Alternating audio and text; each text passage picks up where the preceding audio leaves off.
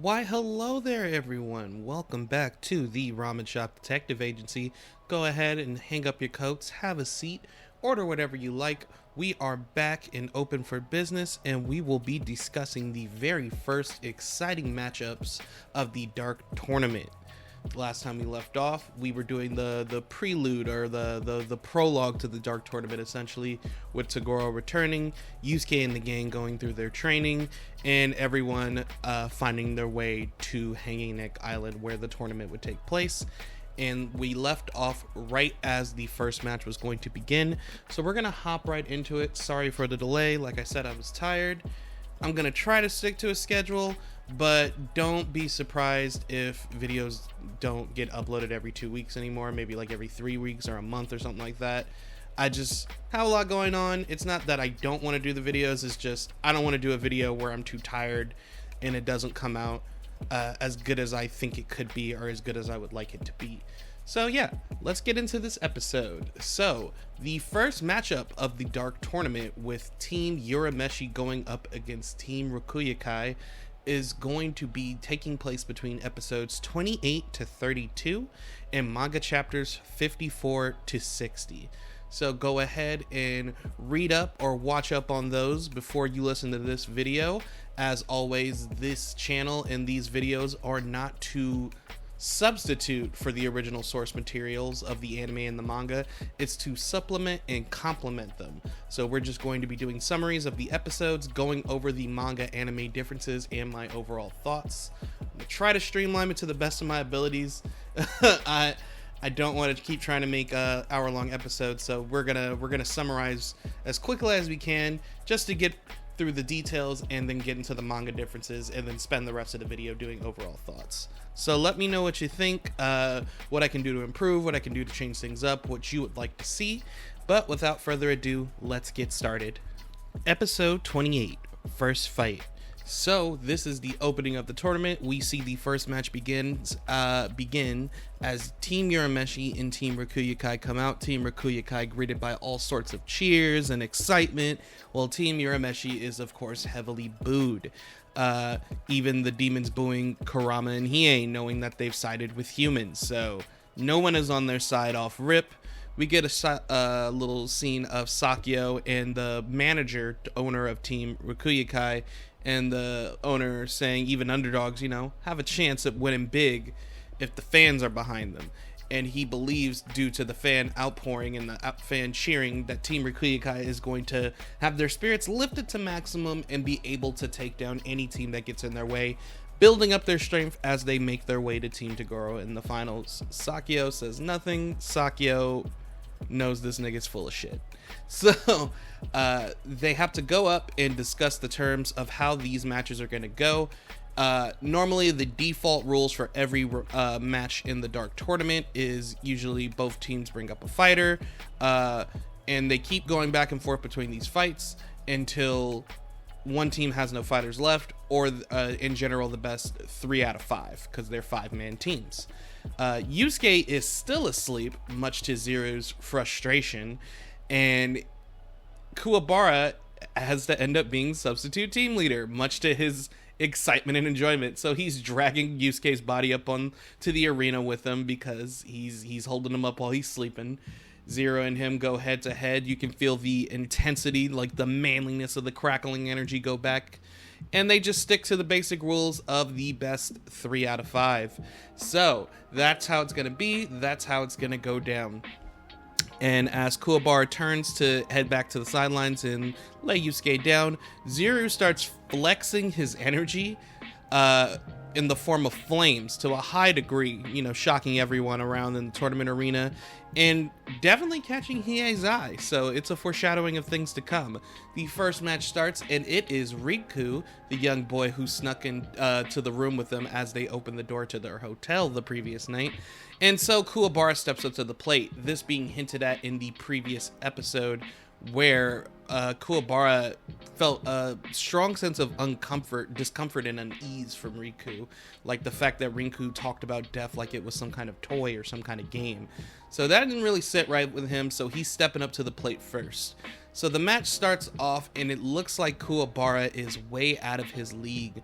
Rinku proving to be very fast, jumping around, looking like he's creating after images or doubles of himself as he just does all these acrobatic aerial maneuvers around Kuwabara.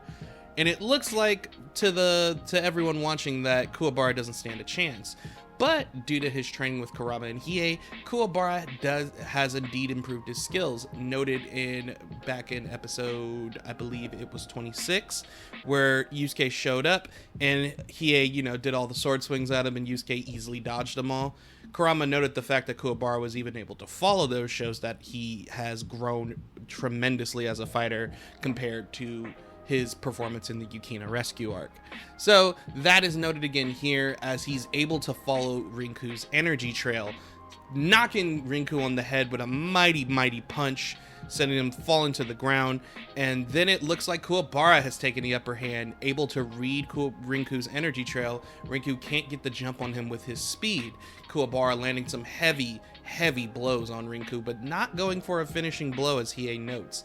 Hiei states that Kuwabara should have drawn his spirit sword and landed a finishing blow as soon as he could to end the fight. These aren't gentleman matches. These are fights to the death in a tournament of demons with an audience who's out for blood. So it looks like Kuwabara has the match won, but that's when Rinku surprises him by suddenly getting to his feet, phasing around Kuwabara, getting the jump on him, and landing a devastating kick to Kuwabara's neck, looking as if Kuwabara's neck had completely twisted and broken. The fight truly looks concluded from there. Kuwabara passes out on the ground. Kozo is looking at his body on the floor and is just like, ooh, that's gross. So Rinku confidently is about to make his exit from the arena thinking he won the match, only for Kuwabara to get to his feet, much to Rinku's annoyance. Kuwabara, fixes his neck back in place. He's bruised and bleeding a little bit, but he doesn't look any worse for wear. Kuwabara, as I've said before, is known to have an extremely durable body, so he's been known to take a beating, as Yusuke in his sleep even notes. So Kuwabara's back up on his feet. Kuwabara is ready to continue to fight, and Rinku's ready to get serious, pulling out his true weapon, a set of yo-yos. Now this looks weird, even coming from a child like Rinku, but you have to keep in mind Rinku is a demon, a part of this tournament, so there is a trick up his sleeve. Kuwabara then busting out the double spirit sword. As we noted before, the manga anime differences. In the manga, Kuwabara already debuted this move during the preliminary matches on the boat on the way to Hanging Neck. But in the anime, they saved it for this fight exclusively. In fact, this is the only time Kuwabara uses the double spirit sword in the entire anime, which is funny and weird because it's such like a liked move in terms of like artwork I've seen online, like fan artwork or maybe even official artwork too. Like there's a lot of images of Kuwabara wielding double spirit swords, even though in the anime he only used it this one time ever. But it is impressive to see, due to the fact that before he needed to hold on to that wooden hilt to channel the sword, and then during the Forcing Beast arc, he would get tired after using the sword too many times or expending too much energy with it. So the fact that he can summon two blades at once is impressive, but he's not relying on his powers like I always note, and this is what gets Kuwabara into a lot of trouble. Rinku throws the yo-yos at him, and Kuwabara is easily thinking he's going to swat them away, only for the yo-yos to bend around the sword swings and hit Kuwabara anyway. These yo-yos are infused with Rinku's demon energy, thus they can get around obstacles and maneuver through things, as well as grind through any obstacle in their way as if it was nothing but paper. As Kuwabara tries to go into the defensive, using the double spirit swords to lift up the tiles on the tournament floor as shields. So he makes like this 5-layered tournament arena shield, only for Rinku's yo-yos to easily bust through them and hit Kuwabara dead on. They start tying around him and Rinku is starting to slam him around. Things are looking bad on Kuwabara's end, as episode 28 actually ends here with the fight finishing in the following episode before we get to the next match of the first round. So things aren't looking too bad or looking too great for Kuwabara, but I think it's a great way to intro a match in the Dark Tournament. So we'll be moving along. Episode 29, Flowers of Blood. So this is continuing Kuwabara versus Rinku before we get to the actual match the episode is titled after. Kuwabara is getting slammed around. Rinku's making yo-yo trick puns like walking the dog and around the world. And it looks like he's getting ready to end Kuwabara, raising him high up in the air like Kuwabara was some sort of human kite, only to release the yo-yos as Kuwabara begs to be let down. And it looks like Kuwabara is going to drop all the way down to the arena floor and be flattened like a pancake. Hiei has no hope for him at this point, thinking he is a lost cause and that he was in way over his head for this tournament. Yusuke in his sleep, telling, come on Kuwabara, do something.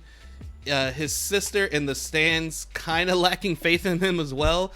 But if you know what I talk about when I talk about Kuwabara, and if you're a fan of the series at all, you'll know that when the chips are really down and when it really needs to count, Kuwabara is the man to pull something spectacular off. And the one person who still had faith in him was Kurama. And Kurama's like, no, he hasn't tried everything from our training just yet. So as he's released and able to use his hands, Kuwabara takes this fully to his advantage, channeling his spirit sword and extending it to use it as a pole vault to not only break his fall, but propel him like a rocket across the arena all the way towards Rinku.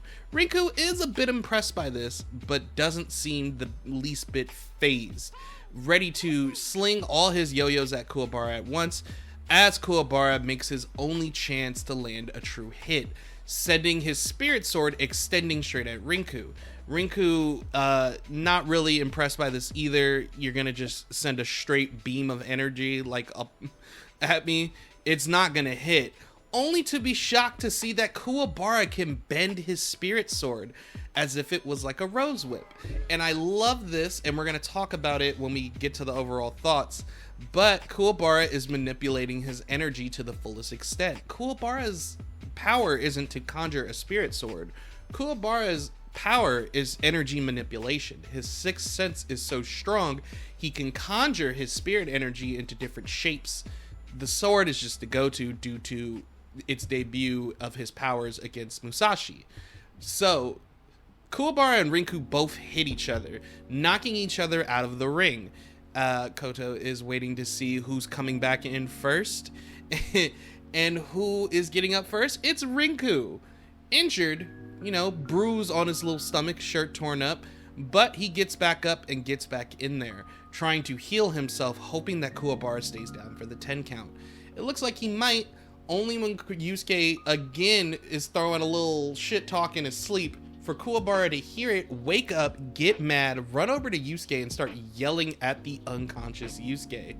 The count's still going, and he's like, hold on, I'm gonna be right there. Kuwabara is still full of energy, still ready to go. Rinku is not looking forward to that, so he uses his powers to manipulate the yo-yo string still intertwined around Kuwabara's body from their last exchange. They tie around Kuwabara, immobilizing him. He is unable to get back into the arena. He is counted out, and Kuwabara does in fact lose the first round. Now, people always talk about this, but people seem to cut Kuwabara some slack due to the fact that people are fully confident, myself included, that Kuwabara would have won this match had he got back into the arena on time.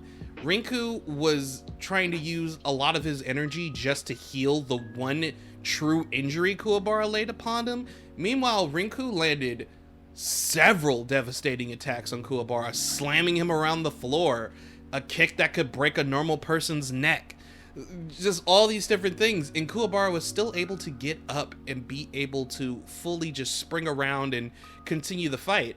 Even after the count is over and Kuwabara has officially lost the match, he hops back in the ring contesting the result, still wanting to fight Rinku and Rinku wanting to be left alone. It's weird. People, are like, oh, come on, Kuwabara, but Kurama's just like, wow, it's kind of crazy. Only someone like Kuwabara would be able to conclude a match on a loss in the Dark Tournament and still be alive. It's kind of amazing. And it kind of works into Kuwabara's character arc that we'll see throughout the Dark Tournament. So it works for him. So the next match immediately begins. This is the meat of the episode, and Kurama steps up to the plate. Hiei tells Kurama, hey man, we can't afford to just be losing like that, regardless of how it happened. Don't hold back on this guy. And Kurama's like, you know me, of course. So Kurama is going up against Roto. Or Rota. I don't remember his name fully. Who cares? The match starts. Roto's power is he can turn like his finger into like a big sharp blade. He starts swinging at Kurama. Kurama is easily dodging these blows. Kurama kind of feels a little pity for this man's weakness, but is going to strike this man down in one hit until Rota reveals that he has Kurama's mom hostage in the world of the living. Kurama is shocked by this and stops his attack. Rota explaining that he has another demon keeping watch on his mom, and at the push of a button on a remote he can send that into an attack that can harm and kill his mom while she's out with her current boyfriend. Kurama then, we know one of his biggest weaknesses is the love he has for his human mother.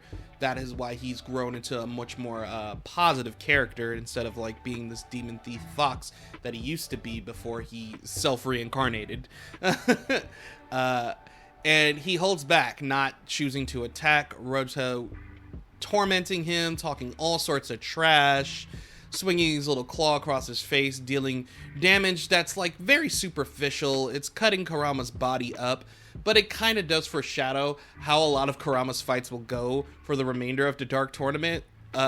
This is just kind of like a fake little precursor at what's going on, but it also highlights how savage Kurama is going to be throughout the Dark Tournament, and that's what I love.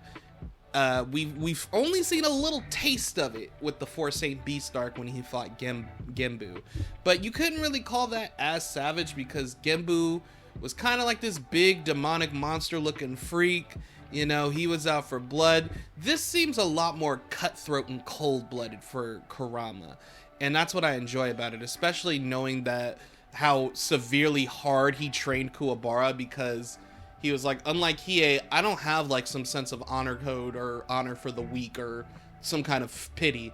I'm going to train you. I'm going to whip you into shape, which is why he had more confidence in Kuwabara than anyone else, which highlights how I really enjoy Kurama and Kuwabara's like relationship throughout the series. It's really nice how Kurama really does have faith in Kuwabara's abilities and sees the best in them. But Kurama doesn't play games when it comes to a fight. So he's given Rota a serious glare throughout this whole thing. Even at one point flicks a pebble at Rota, and Rota's like, what the fuck are you doing? Enough. Put your hands behind your back. Don't move. Don't do anything, or I'm gonna kill your mom. And he can't get Kurama to beg. He can't get Kurama to look worried. He can't get this look off Kurama's face. Kurama just has this mean, cold, dead stare. This dead glare at Rota. And he hates it. He's like, why won't you panic? Why won't you beg for mercy? And Kurama's just like, if you're gonna do it, then fucking do it, bro. If you're gonna kill my mom, do it. Push the button. Do it. Do it. And Rota is a little scared because, whoa, what the fuck? But he's like, fuck you, I'll push it. And right when he's gonna do it, a bunch of plants start sprouting out of Rota's body all over. The pebble was a distraction for what Kurama really did. He sowed a seed of the death plant inside Rota's body. The death plant is cool as fuck. Kurama does, in fact, use it a bit later on as well. And it's a cool, sneaky little move. It shows how cold and cutthroat Kurama can be when it comes to a fight, as Hiei described him to be. It's a devastating attack. He pretty much planted a seed inside of somebody's body, using their spirit energy to have it bloom, or in Rota's case, demon energy, to have it bloom outside of their body and sprout. So when the time came, that plant sprouted out, immobilizing Rota. He drops the button remote. Rota's begging for his life. He's saying like, I would have never pushed the button. I was just kidding, Kurama. A weak demon like me, I have to do these dirty tricks, these underhanded tricks in order to get by. Please have mercy. Kurama looks this man dead in the eye. No fucking mercy, as the plant fully blooms and destroys Rota from the inside out. Flowers planting all over his body and blooming. Kurama noting such beautiful flowers born from such ugly soil. Kurama takes the win, the first win for Team Urameshi, as the episode ends and we're getting ready to move into episode 30, I'm sorry. And Zero is not happy. Episode 30, Dragon of the Darkness Flame. So this fight is between Zero and Hiei, and this is the big one a lot of people have been waiting for. Hiei jumps in, fully ready to fight. He was not scared to throw down. Throws his cloak off. He's like, we getting a little toasty out here. We getting a little toasty. In fact, he didn't throw his cloak off. What happens is gonna happen in a minute. They're talking shit, going back and forth. Hiei saying like, "Oh, okay, I see you use precision heat to slice the cup last night, but the edges were sloppily melted." I love the way it's said in the dub. It's great. The edges were sloppily melted, and he doesn't give a fuck. And Zero talking shit. Like, I don't care about a nigga talking shit with a fake eye. So they're going back and forth. And the match starts. Zero powers up. His skin getting hot and blazing like a red hot poker, as Kotsu would say. And he charges forward. And it looks like it's so instantaneous. It looks like almost as if Hiei didn't even see it coming. As Zero pokes Hiei, the red hot poker line comes into play. And it looks like he stabs through Hiei's body, setting it on fire and sending him flying. Zero then activates more flame powers around Hiei, and it looks like Hiei is completely engulfed in flame and killed immediately. Now, I even back when I first watched and read the series, I always knew Hiei was gonna be fine. You know, like there's no way. Hiei's like too cool of a character. He's too popular of a character. But I always think like, damn, wouldn't it have been crazy if Togashi was just like, nah, I'ma kill this nigga off right here. How shocking would that be? If the person that fans were like the most confident about getting W's was like killed immediately. Like, how big of a threat would that in the first round? It's like an interesting thought. But of course, Hiei lives. And I'm glad he did, because this shit is cool. This is an epic moment. I've noted Hiei is my least favorite character of the main four, but I do not hate Hiei. I do not dislike Hiei. And Hiei has a lot of good moments, and this is one of them. This is what springs off Hiei's character arc. These first fights spring off a lot of the characters' character arcs throughout the Dark Tournament and what they're going to be doing. But Hiei's just like, all right, bet. I'm gonna flex on you a little bit, boy. I'm gonna show you what it means to be a fire user, what it means to be a flame demon. And Hiei's Jigan Eye starts juicing up. It starts flexing its powers. Cracks of energy start forming around Hiei as he's calling for the flames from the deepest pits of Spirit World. Zero gets scared. He knows what this means. He knows what's coming, and he is not ready. Kurama's shocked. Hiei's going to attempt the darkness technique. Now, Kuwabara a little confused about what exactly that means. But we're about to see. This is the debut of Hiei's most iconic technique, and one of the most iconic techniques in Yu Yu Hakusho. I would say that it's second only to the Spirit Gun. The Spirit Gun is definitely the most iconic technique in all of Yu Yu Hakusho. But if you ask people what the next most popular thing would be, it would probably be this move. The Jigan Eye, is artificial, but it gives Hiei exactly what he needs. As he calls upon the flames, his right arm shall do. It should suffice. And he calls out the Dragon of the Darkness Flame for the first time.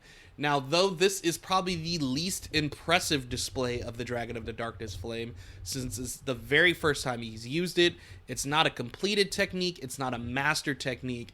I love the way it's done in the anime. It's just Zero, the flame comes out, there's all this loud roaring and flame noises going everywhere. You hear Zero screams as he gets hit, splats into the wall, silence. Everyone is shocked. They're looking around. Koto's looking around. Where's Zero? There's like a scorch mark on the wall where Zero got smacked into by the flame. That's it. Hiei lets them know that that is all that is left of Zero. He is nothing but a charred outline on the tournament wall. Hiei takes the win, the second W for Team Urameshi. Now, the last remaining members of Team Rokuyukai are looking real fucking scared, because what are they supposed to do against something like that? Kuwabara is like super hyped that Hiei got the win. He's like, damn, with that move on Hiei's like arsenal, we'll be unstoppable. And then he thinks of the repercussions that could have for them later, as Hiei was never officially a good guy yet. You know, like it's kind of solidified at the end of the Spirit Detective saga during Yukina Rescue, and he's like, I'm just a member of the team, you know, like. But he never really stated to be a good guy. He's just a dude on probation. And he is like, don't worry, I stick by my word. I came into this tournament in an alliance with you guys. We have to make it out of this together and alive. You don't gotta worry about me. What Hiei doesn't want to mention is that took a lot out of him. A lot more than he would have liked it to. And what a lot of people don't realize or don't tend to think about in this match of the Dark Tournament, while it is an impressive display, and it kicks off Hiei's perfect record in Dark Tournament matches. Hiei didn't lose a single match of the Dark Tournament, whether it be from shitty judging or not. You know, some people in the Dark Tournament lose rounds due to the committee trying to play them. It happened to Kurama and Yusuke. Kuwabara in the first round of Rinku got fucked over because Rinku wouldn't let him get back in the ring like that. He didn't want to fight anymore. But Hiei just has a clean record. Every match he competes in officially in the tournament, he wins. But this opening one, he didn't want to have to use the Darkness Flame yet. He didn't master the technique yet. He didn't want to use it. He had to. Zero pushed him to that point. Zero wasn't super powerful, but he was big of enough of a threat at that point to their team. He was strong enough at that point. They get drastically stronger over the course of the tournament, but at that point in time, he had to use that. There was no other choice. He had to win the match. And his arm is fucked up for the majority of the arc at this point. But there's 2 members of the team left, technically 3, because Rinku did win his match, so he could technically fight again. These 2 remaining members, a lot of people don't know their names. They're called Gao and Imagine. They don't want to fight. They're like, fuck that. These people are crazy. Rinku, you got this. And they bail, leaving Rinku to fend for himself, essentially, when the next match could very well be the game point. That is when these 2 niggas immediately die. Like, they get laid out flat, and we are introduced to the man himself, the real leader of Team Rokuyukai, as we move on into episode 31, where we're going to see Yusuke versus Chu. Episode 31, Stumbling Warrior. So this is the big one. This is the final match of the first round of the Dark Tournament, where Chu steps in. We learn that Chu is actually the team leader of Team Rokuyukai, but he was forced to be an alternate. In the Dark Tournament, every team must have 5 members, but they are allowed a single alternate member in case one of their team members dies. Just one alternate, though. Just one. You only get one. So, Chu lost in rock, paper, scissors because, you know, he's shit at rock, paper, scissors and was forced to be in the sidelines. But with Rota and Zero dead and him killing the other 2 members, you know, there's some space available on Team Rokuyukai's main roster. So he makes his way into the arena. So everyone's just like, who gonna fight him? And that's when they realize Yusuke is up. Yusuke is ready to go. He is in battle mode, noting that the smell of alcohol reminded him of home. So Chu, who I have to note in the dub, if you haven't watched the dub, Chu has an Australian accent, And I think there's a reason behind this, but I'll bring it up again later once we get to a later match in the Dark Tournament involving another character with a specific accent. I have to double check the sources for this, but there might be a specific reason why they chose to do this, and if it's true, I kind of think it's ingenious and funny. But it leads to Chu having a very memorable impression in the anime, especially for the dub, because people remember Chu's Australian accent, they remember his drunken fighting stance, they remember him being a drunkard, having a fun time, and him and Yusuke relating so well to each other because of the love of the fight.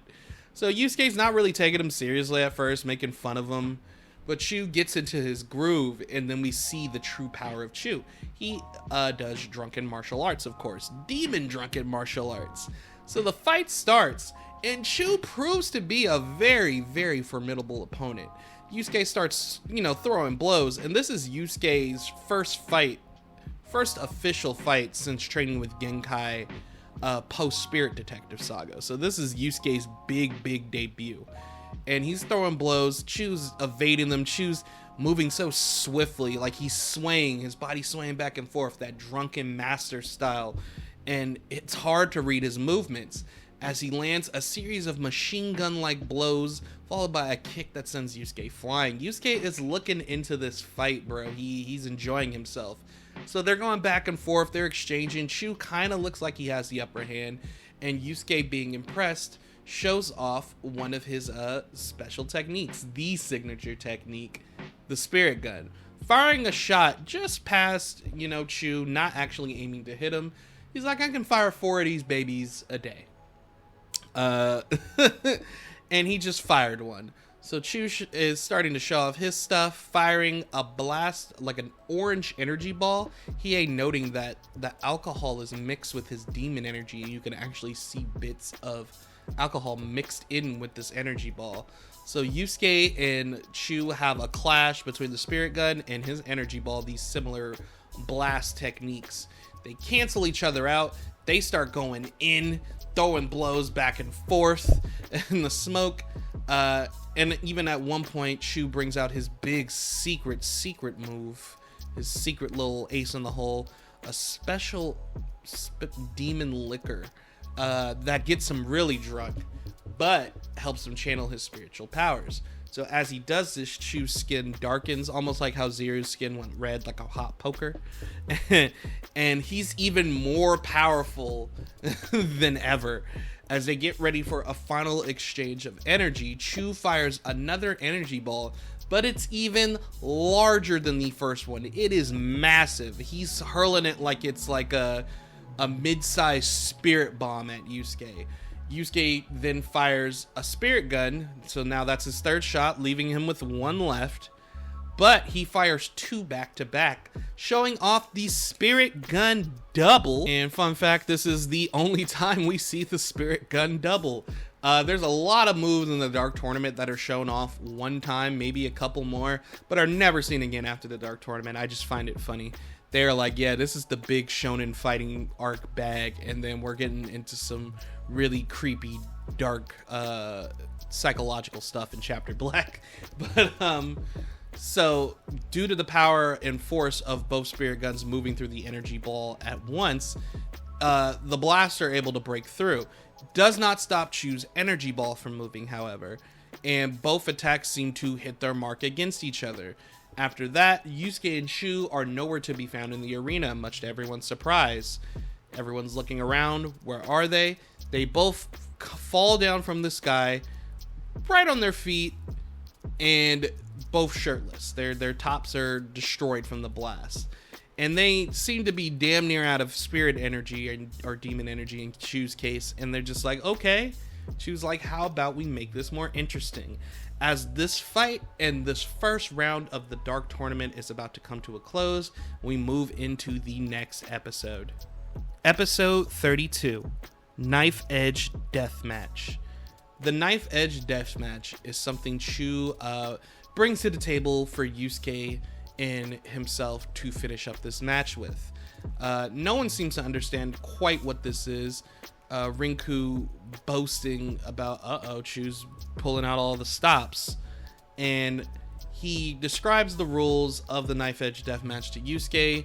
They put the knives into the arena floor, kind of parallel to each other, just enough space so both of them can be within the perimeter of where these knives are stabbed into, and where they're right up in front of each other. They take their shoes off, put their heel behind the knife, and they stand ready to throw blows. A knife edge deathmatch is a close quarters combat, just smackdown, just an all-out brawl. You cannot leave the perimeter of the knife. It's kind of like, you know, when in a sumo match, when you're moved out of bounds, you lose the round, except they are very close together. Also, this knife is going to be cutting into your heel as you're getting pushed back by the opponent's blows. So it's ever who falls out, submits, or gets laid out or killed first. It is the defining way to really end a fight.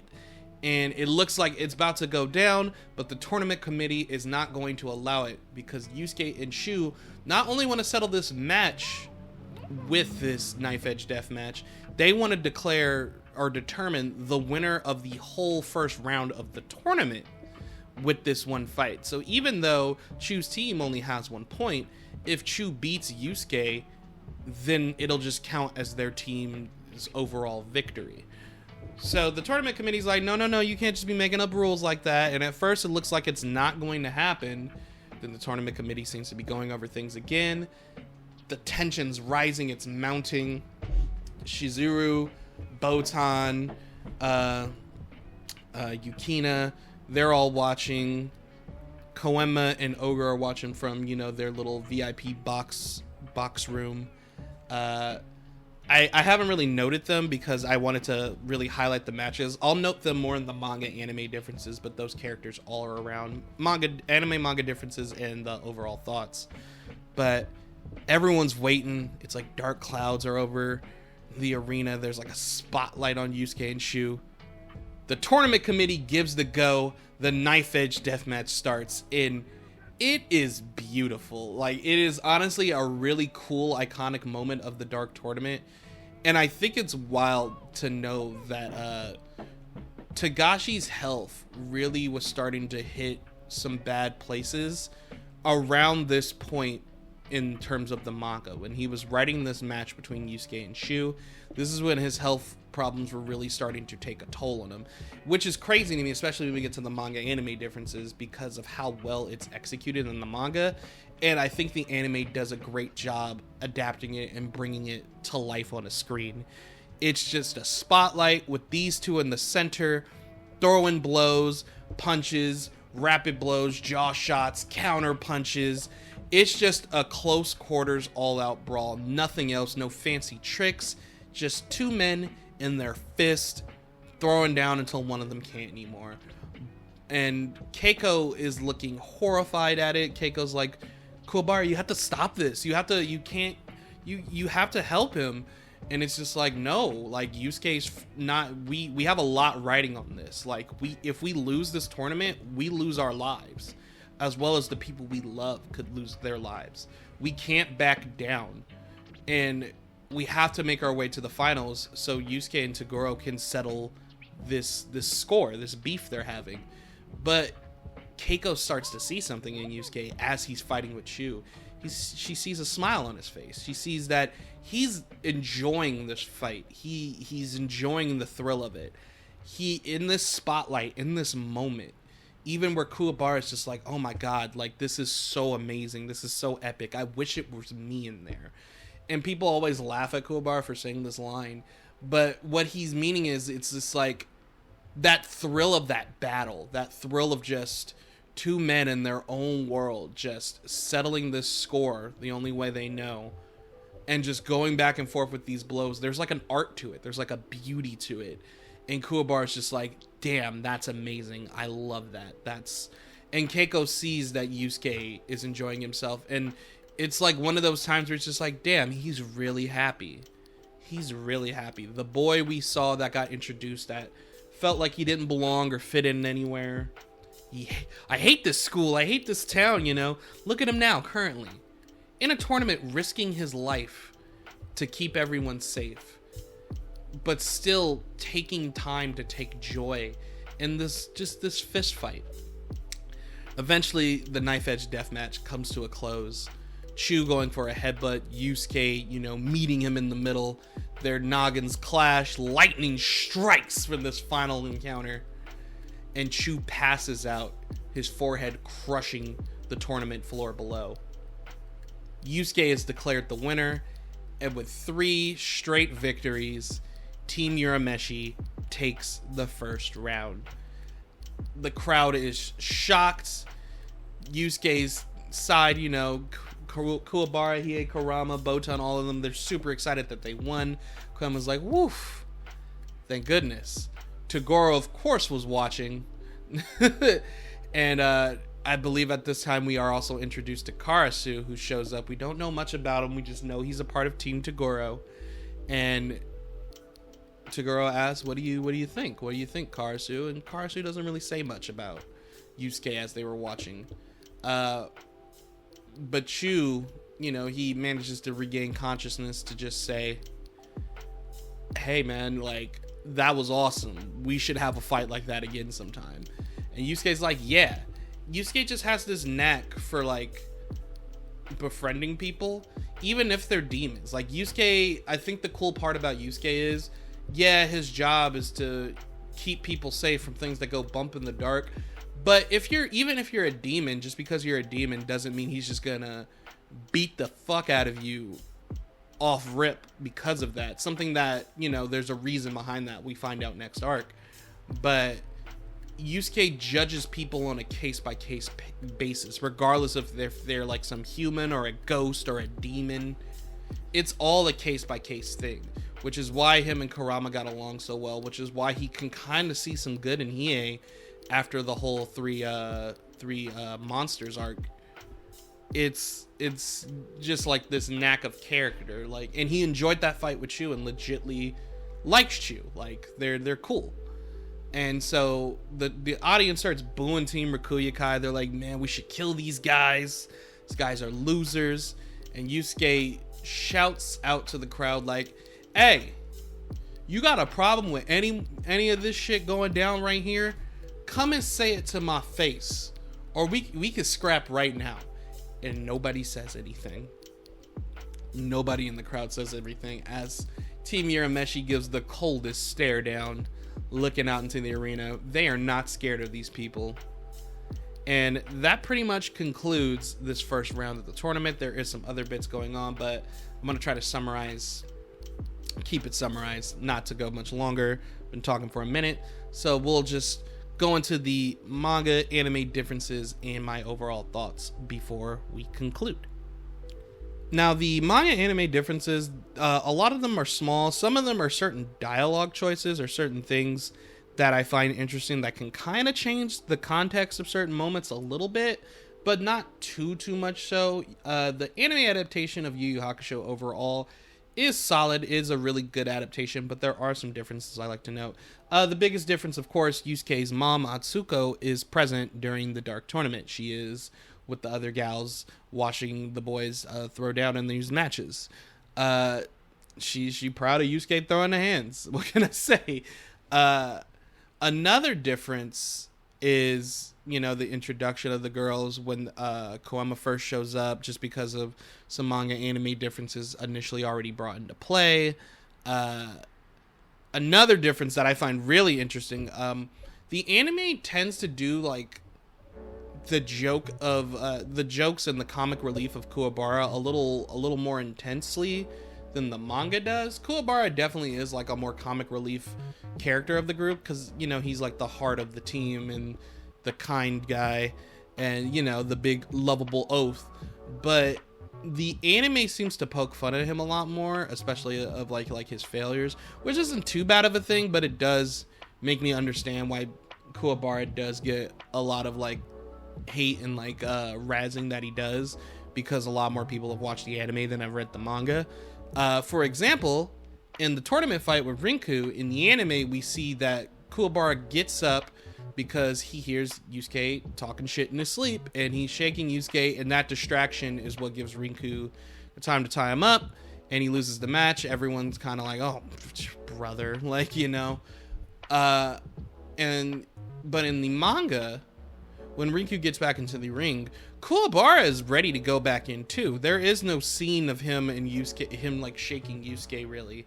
It's just more so like, yeah, I'm ready to fight, and Rinku is not wanting it, so he ties him up, and then he loses the match. He even noting that like that trick is what won them the fight, you know. And so it's like Kuwabara's not treated as like harshly of a joke for this loss because they understand the circumstances of it, and it's treated much more like streamlined. So I thought it was weird that they added that little touch in the anime, like it was like an intentional, like, yeah, we're gonna add to the joke. Other differences for these fights would include, for Kurama, the fight is a lot quicker. Of course, they had to pad it out a little bit for the anime runtime, but Hiei and Kurama also flex more of like, I don't want to say specifically a friendship, but like an understanding between each other. I think it's displayed a bit stronger in the manga than it is the anime, with the scene of Hiei like saying like, oh, the demon, you know, following your mom around, they left as soon as, you know, Rota died and stuff like that. It feels a little stronger in the manga than it does so the anime. That's a small one though. A difference between there's a big difference between the Zero and Hiei fight though. The big difference I'm referring to being Zero doesn't glow red hot like a poker. And I know that doesn't sound like a big deal, but they like made it like this super huge flex in the anime of Zero powering up like that. Now don't get me wrong, in the manga and the anime, Hiei had to use the flame technique. But the fight is so much quicker paced in the manga once again than it is the anime.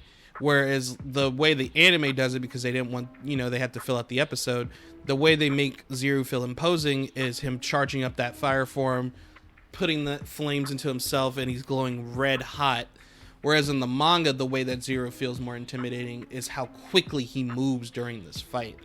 It's kind of the same idea where Toguro brings Yusuke to like that building, like that parking structure or construction zone. And in the anime, he brings that building to the ground, making sure that Yusuke doesn't die in the collateral damage. Whereas in the manga, Toguro's just like, yeah, this is how strong I am. Flips behind him. I could destroy this building this fast. You want to see me do it? Like shit like that, you know, different mediums for different ways to impose like this fear of strength on a character. And that's kind of how it works with Zero versus Hiei here, because the match starts, they're going back and forth, like they do in the anime, and he is like, enough talk, let's get it started. And the next panel is Zero immediately impaling Hiei with that flaming stab of his hand. There is no scene of like Zero really powering up and glowing red. He's like flexes his aura. Hiei is like, come on, let's do it. Boom, immediately, right off rip. So it makes it feel more like, oh fuck, that actually probably did catch Hiei off guard for a moment there. But Hiei is the type to definitely keep his cool in a fight unless it really looks like he lost. So Hiei, of course, is able to play it off because that's just within Hiei's character. He's a cool, calm, collected guy. He's like, okay, you did that, so what? I have this. And he immediately goes for the darkness flame. So it's quicker, but it's a different way of imposing, like, damn, Zero was that big of a threat that Hiei had to do that. Another difference, this one definitely feels like it was to pad out runtime for the fight, which again isn't a bad thing. I understand why the anime needs to do that. Different mediums, different forms of telling a story. But with the knife edge death match between Yusuke and Chu, also another difference between Yusuke and Chu, the way Chu kills his teammates, way more severe in the manga. He like takes these niggas' heads off. Whereas in the anime, it just looks like, if you weren't paying attention, it just looked like you knocked them out. But Chu does, in fact, kill those two. But also the flashback of Riku talking about Chu, you know, being that drunken fighter where Riku's getting picked on by those demons and Chu shows up. That flashback isn't in the manga. It's again to pad out some runtime for the anime episode. But another thing to pad out some runtime to the anime is when the committee at first denies the knife edge death match, and then they have to wait for them to talk about it again before they reconsider and the fight starts. There is none of that in the manga. They're like, we're gonna do this knife edge deathmatch. Yusuke's like, okay, and then they do the knife edge deathmatch, which is it's weird if you're more used to the anime. You see that in the manga, it's like, oh damn, we're really getting into it. But I think it just adds to the intensity in the manga of Yusuke versus Chu. Again, different form of media telling the same story, whereas that would feel more like a sense of dead air and slogging in a manga chapter if the committee had to, like, oh, let's wait. It's like, I'm sure Tagashi could have pulled it off very well with his paneling at that time, but it made more sense in the manga that they just got to it. And the thing I love about the chapter for the knife edge deathmatch in the manga, the manga art changes more detailed. You know how like the spotlight's put on Shu and Yusuke in the tournament center stage as they do it. In the manga, it's like the art style is like kind of more like this detailed shading and coloring for the entire fight. So like it's not the entire chapter, but the knife edge deathmatch itself. So they're like, okay, let's do this. The art style kind of has that better shading and detail. And then they're throwing blows, and it looks like this fluid, intense thing as everyone's watching. And it puts that sense of like, damn, this is their moment. It's again, different form of media telling the same story. So the anime adapted this by putting that spotlight on them, building that tension up with the committee saying no. Whereas the manga could move a little bit quicker because Tagashi could switch it up like this. And as soon as the fight ends with the headbutt and Chu is passing out, the manga art goes back to the way it is normally with Chu passing out because the moment's passed. The knife edge deathmatch has concluded and Yusuke has taken the victory. And it's cool. I love that. I was like, oh, that is so cool. Like, I loved reading that chapter again. I haven't read it in so long. They do the whole thing with the audience booing Team Rokuyukai, you know, Chu wanting to fight Yusuke again sometime. We get a dope manga panel. I think if I can get a good scan of it, I'll try to make it the thumbnail for this video of Team Urameshi, you know, Yusuke saying, we'll beat y'all asses. Karasu is, you know, with Toguro watching the fight, and Toguro asks what Karasu thinks, and Karasu in this says, the boy, you know, he kind of treats Yusuke a little foolish for burning out his spirit gun, which leads into, you know, a little mini problem situation that Yusuke is going to go through during the next round of the tournament. So that concludes the differences pretty much. Shizuru's there, Atsuko's there, Yukina's there. No, actually, I don't think Yukina's there yet. I said Yukina was there. She's not there yet. She comes in a little later. She comes in during when they're fighting it's after the Dr. Ichigaki team. It's when they're fighting Team Masho, because that's when Kuwabara sees her with his fight with Risho. Yeah. So it's a little later. She's not there yet, but it's Atsuko, Shizuru, Botan, and Keiko.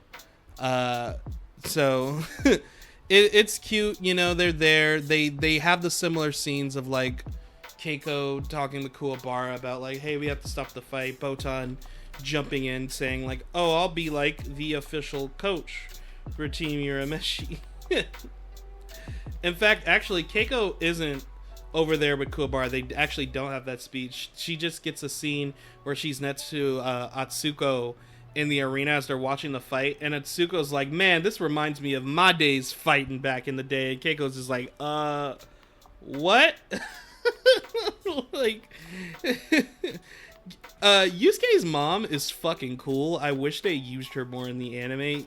She's not like super important in the manga either, but she has more scenes where she's just talking. I think she's hilarious. If they ever do a reboot, they gotta bring Atsuko to the tournament in the anime format if they ever do a remake of the Yu Yu anime, cause I need more of Atsuko's commentary. She's great. She's a funny, I was gonna say not young, but she is pretty young because she had Yusuke young. She's kind of like my age at this point. Maybe a little older, but yeah, Atsuko's great. So that's, you know, those little differences. Other than that, there isn't anything too major besides the things I brought up. Everything else is pretty small just to help with more details with padding, different conversations just due to the nature of it. Because, Ogre's not in the manga, so it's just Koema. That's another difference. When Koema's talking with Botan and Keiko with them, it's more geared towards that conversation of when they first get there and we see Koema in his adult form, because Ogre's not there. So it's a different kind of conversation with George being there. But those are the differences. So we can move on into my overall thoughts and then we can wrap up. This round of the Dark Tournament only gives us a taste of the fights in crazy climactic battle moments and intense character growth to come. But you can see from this round alone why people consider the Dark Tournament not only the best arc in Yu Yu Hakusho, but why they consider it the best tournament arc in Shonen, period. There's a lot to love from just these first 4 fights alone. Like, the setting up of Kuwabara as an underdog throughout the tournament and the character growth moments he's going to have. Like I said, Kuwabara does his best when he relies on his abilities, and we're going to see a lot more of that, especially in the next round. And we're going to see more so of Kuwabara's personality and his emotions relating to his powers with the round after that. We're going to see exactly what I mean when Kuwabara doesn't rely on his powers and the consequences of that in the semifinals. And we're going to see Kuwabara's true potential, of course, in the finals of the tournament. Kurama, we see, him being like this cold-blooded demon dude that people know, oh man, it's the spirit fox, it's Kurama. But he does have that human side of him, that love for his mom, and he has a more human-based body. He's going to be putting himself through a lot of physical danger just so he can get the upper hand in a fight, especially mentally, but outclassing an opponent with the skill set he has. And we're going to see him teeter back and forth with the Kurama he is now and the Kurama he once was as we get to those later rounds of the Dark Tournament. Hiei's whole character arc is overcoming the Dragon of the Darkness Flame throughout the tournament and thus becoming a stronger self, and what that means for him and what he is as a fighter, and really becoming like a member of the team, like a beloved member of the team.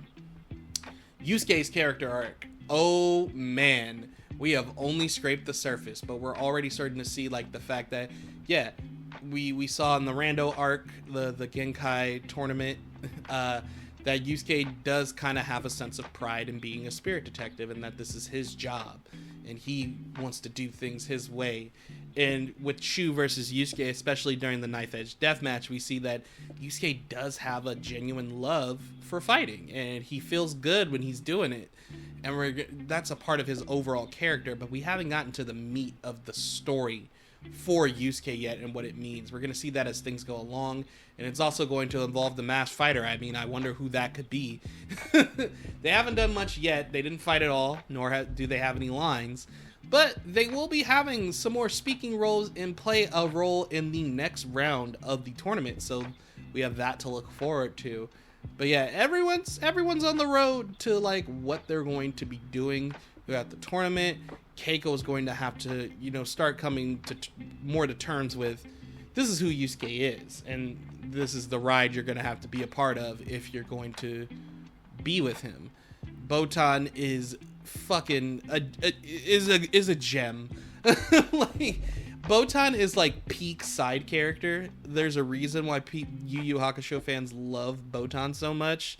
She is so great. She's always telling jokes. She's always keeping like this dark moment in the story very, very lighthearted. She's fun, and she's a great support for the team and the cast, and she's gonna have some serious moments later in the tournament with her feelings and her emotions, but she genuinely cares about Yusuke and the others, and she wants to keep everyone safe. She wants to keep everyone smiling. Shizuru is mommy. That is all.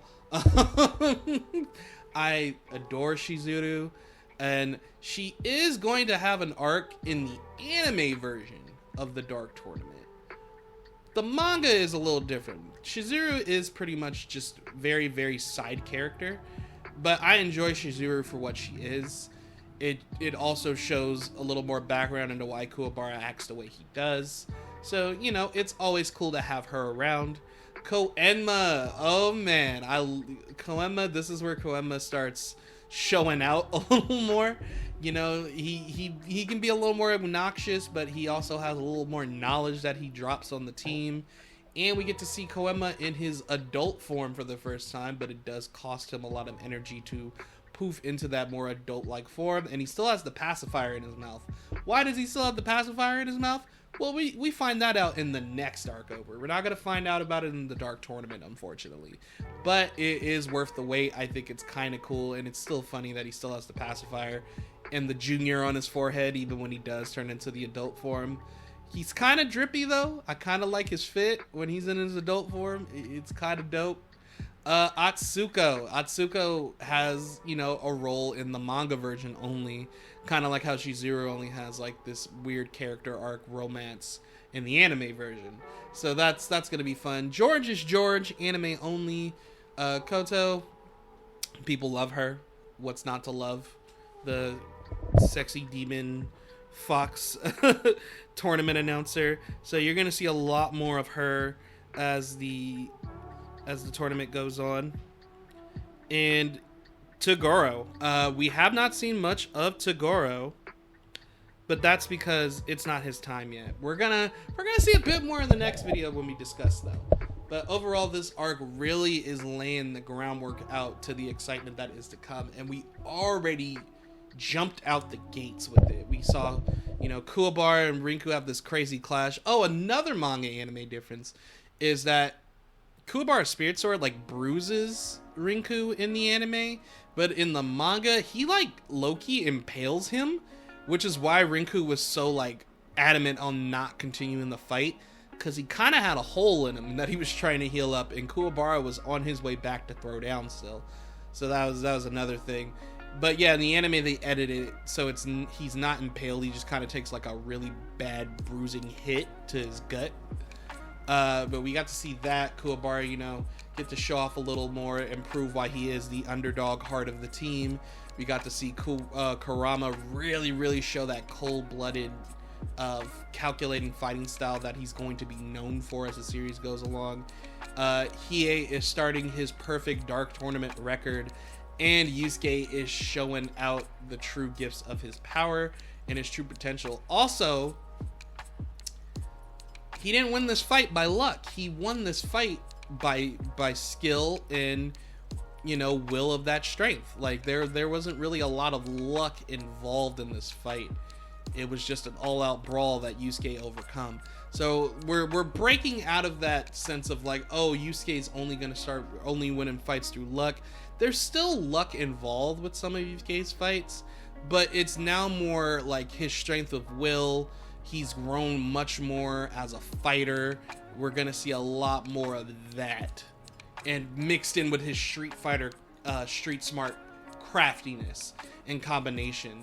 So he's starting to break away from that childish outlook he had in the Spirit Detective saga, where, you know, he had that moment in the Forsaken Beast where Genkai was like, you're always scared to put your all into something because you're scared to do that in case things don't work out. You hold back so you have an excuse as to why things didn't work out.